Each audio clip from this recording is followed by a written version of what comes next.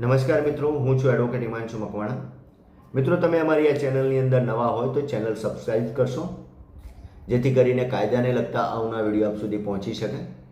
હવે મિત્રો, આજે આપણે CRPCની કલમ 437, 438 અને 439 વિશે માહિતી મેળવીશું.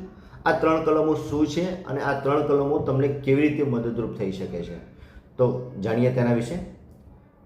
સૌપ્રથમ CRPCની કલમ 437 પ્રમાણે જોઈએ તો બિનજામીની ગુનાના કામે પોલીસ સ્ટેશનના ઇન્ચાર્જ અધિકારીએ તમારી ધરપકડ કરેલ હોય કે તમને અટક કરેલો હોય અથવા તમને ઉચ્ચ ન્યાયાલય કે સેશન્સ ન્યાયાલય સિવાયની અન્ય કોર્ટોમાં હાજર કરે છે કે રજૂ કરે છે, ત્યારે તમે CRPCની કલમ 437 પ્રમાણે જામીન અરજી મૂકી શકો છો. અને આ જામીનની અરજીની અંદર જણાવેલ કારણો નામદાર કોર્ટને યોગ્ય અને વ્યાજબી લાગે છે તો તમને CRPCની કલમ 437 પ્રમાણે જામીન પણ આપી શકે છે. ત્યારબાદ મિત્રો જોઈએ CRPCની કલમ 438. હવે 438 પ્રમાણે જોઈએ તો કોઈ વ્યક્તિને એવું લાગે છે કે મારી વિરુદ્ધ કોઈ ગુનો દાખલ થયો છે કે કોઈ FIR થયેલ છે, ત્યારે તે વ્યક્તિને એવી દહેશત હોય કે પોલીસ મને પકડશે, મારી ધરપકડ કરશે અને મને શારીરિક કે માનસિક યાતના આપશે.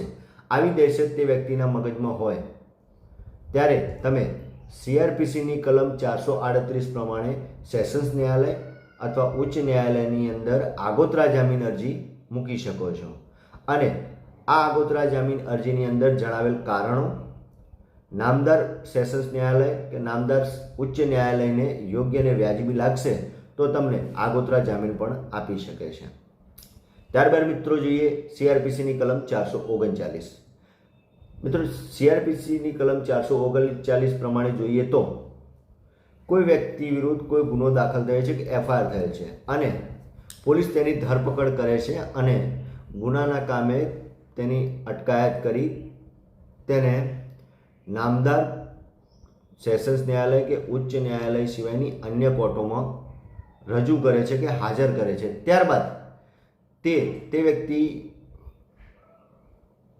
નામદાર કોર્ટ જ્યુડિશિયલ કસ્ટડીમાં મોકલી આપે, એટલે કે જેલમાં મોકલી આપે, ત્યારે તે વ્યક્તિ પોતાના સ્વતંત્રતાનો અધિકાર પ્રમાણે CRPCની કલમ 439 પ્રમાણે નામદાર સેશન્સ ન્યાયાલયની અંદર કે નામદાર ઉચ્ચ ન્યાયાલયની અંદર CRPCની કલમ 439 પ્રમાણે રેગ્યુલર જામીન અરજી મૂકી શકે છે.